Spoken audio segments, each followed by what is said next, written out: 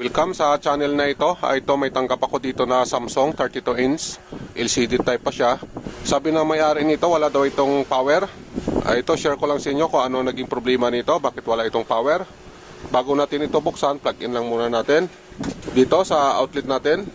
Yan yung ating power, 222 volts, naka 60 Hz. Doon tayo sa kanyang indicator light, negative yung red indicator. Confirm natin wala talaga itong power. Buksan ko lang ito, alamin natin kung anong naging problema.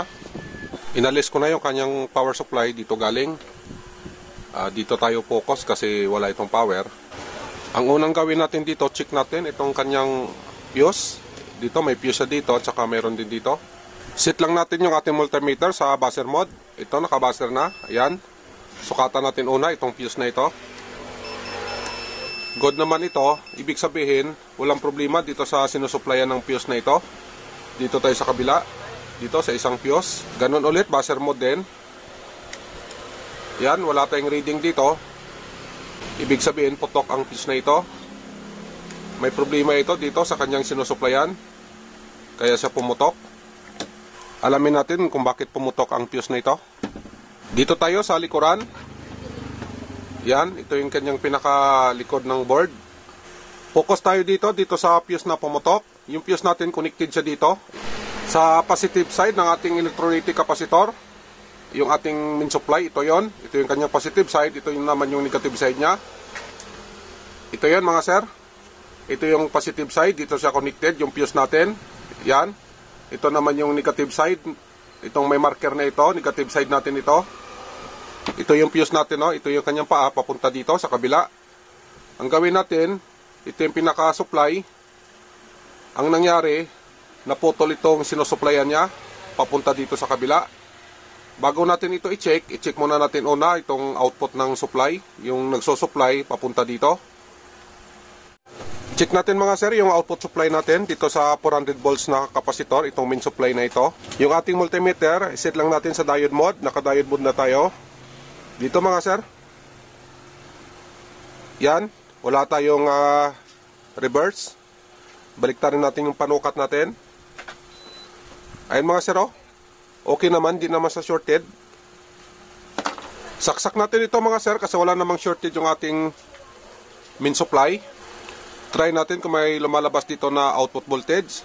Yung ating panukat nga pala, ilagay lang natin dito sa positive side ng ating main supply at negative side naman dito sa kabila. Yung ating multimeter mga sir, set lang natin sa DC volt. Naka DC volt na tayo. Ito, plug natin dito. Yan, naka-plug na yan. Abangan natin yung multimeter natin. Ito mga sir, on ko lang ito. Yan mga sir, may reading tayo na 286 volt. Ibig sabihin, okay yung output supply natin. Ang problema lang talaga, pumutok yung fuse. Aalamin natin kung bakit pumutok yun. Patayin ko muna. Make sure lang na i-check natin itong supply na ito bago natin galawin. Baka may karga. Ang gawin natin, sukatan natin siya. Ganon din ang pagsukat natin, yung kagaya sa pagsukat natin kanina. Ayun mga sir, may karga pa ito na 240 volts. Ayan, delikado pa tayo dyan, makuryente tayo dyan, o di kaya puputok yan. Ang gawin natin, discharge natin yan.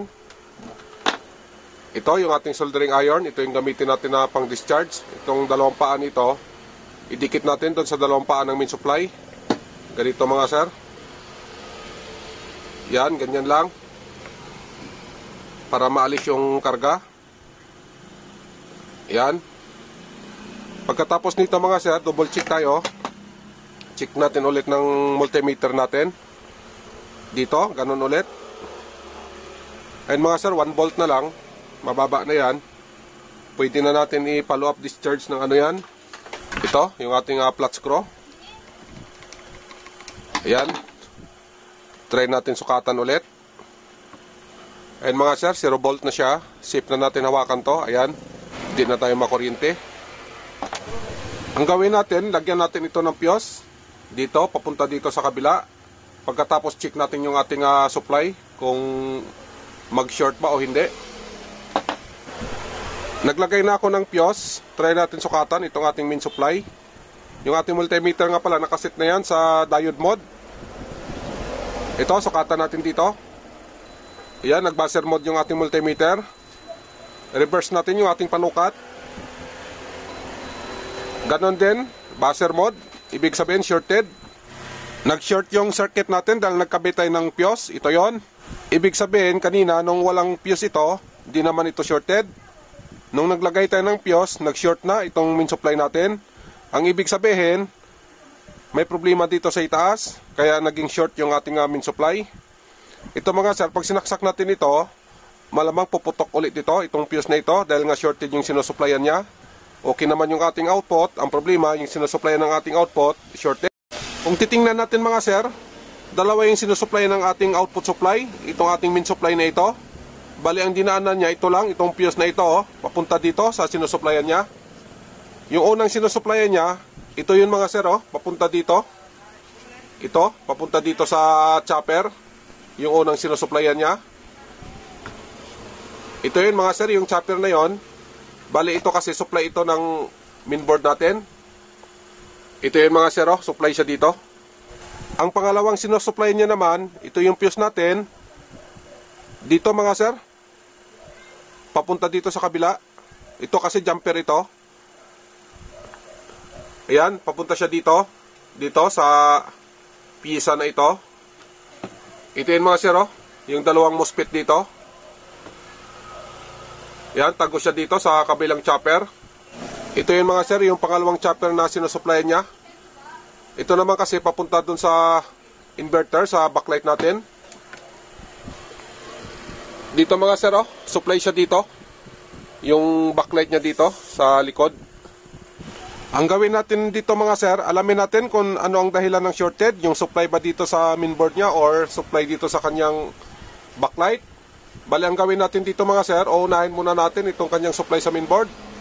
Ihang natin itong resistor na ito, papuntang regulator niya. Dito, ito kasi yung regulator niya. Pagkatapos nito, sukatan natin ito kung mawala yung shorted. Pero pag halimbawa na hindi mawala yung shorted, ibalik natin yung resistor, maghahang tayo dito sa kabila.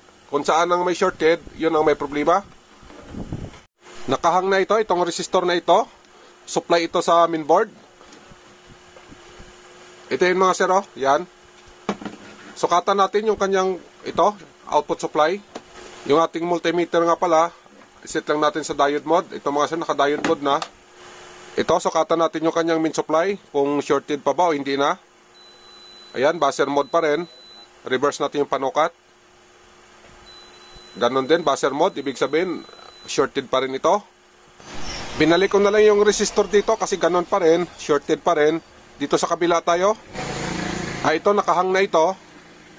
Ito mga sir, jumper lang kasi ito, yan. Nakahang na yan. Sukatan natin kung mawala ba yung shorted o hindi pa rin. Yung ating multimeter, ganun din. Set lang din natin sa diode mode. Dito, reading tayo dito. Ayan, walang buzzer. OL. Reverse natin. Ayan. Okay. Ayan hindi ito shorted. Ibig sabihin, ang shorted niya dito, yung papuntang inverter natin, doon sa backlight driver. Yung supply natin papuntang mainboard, okay naman. Tanggalin ko lang ito mga sir, baka itong dahilan ng shorted. Kasi, ayan dito siya galing papunta dito. Tanggalin natin ito, itong regulator, itong dalawa na ito. Pagkatapos reading tayo ulit. Inalis ko na yung regulator niya. Ito na yun Ang gawin natin dito, sukatan natin ito. Set lang natin yung ating multimeter sa diode mode. Sukatan natin yung kanyang drain at saka source. Ayan, buzzer. Reverse natin to. Yan, ganun din, buzzer ulit. Ibig sabihin, shorted ito. Dito tayo sa isa. Ganun ulit, drain at saka source. Yan, buzzer din. Reverse natin. Yan, buzzer ulit. Ibig sabihin, shorted itong dalawa na ito. Ito ang dahilan kung bakit nag-short yung circuit. Ang gawin natin, ibalik natin ito. Itong nakahang na ito. Pagkatapos sukatan natin ito. Itong output supply niya. Naibalik ko na yung jumper dito. Try natin sukatan itong output supply natin kung normal na ba ito. Yan, naka-diode mode tayo. Forward, reverse natin ito. Ayan, OL, ibig sabihin, okay na ito, wala nang short. Ang gawin ko dito, try natin magpalit nito, itong regulator niya. Napalitan ko na yung regulator niya. Ito yung inalis natin sa kanya. Ito naman yung pamalit natin. Ayan mga sir. Galing ito sa Samsung, LCD type din sa kanyang power supply. Hindi ko na ito sinukat. Bali ang gawin na lang natin, dito na lang tayo magsukat. Dito. Magsukat tayo dito ulit mga sir. Malaman naman natin yung kinapit natin kung okay yun o hindi. Base dito sa reading natin, dito sa output supply niya. Yung ating multimeter nga pala, yan, nakaset na yan sa diode mode. Ito reading natin. Ayan, good naman yung reading niya. Forward, reverse natin ito. Ayan mga sir, OL. Ibig sabihin okay, walang short. Okay naman yung kinabit natin. Kasi pag halimbawa na shorted ito, magre-reflect naman ito dito sa output supply natin.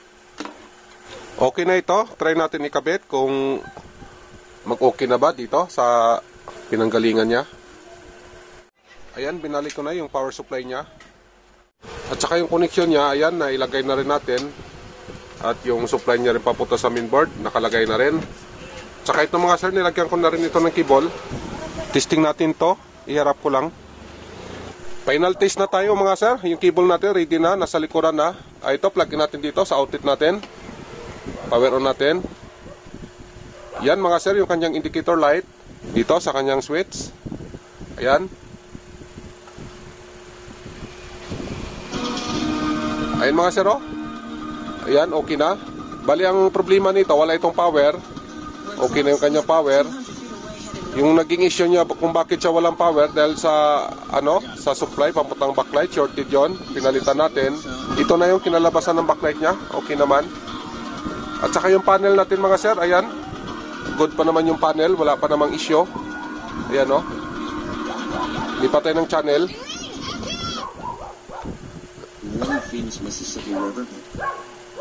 Ayan mga sir, okay naman. Dito tayo sa volume. Hinaan natin. Ayan, okay naman yung volume. Balik natin.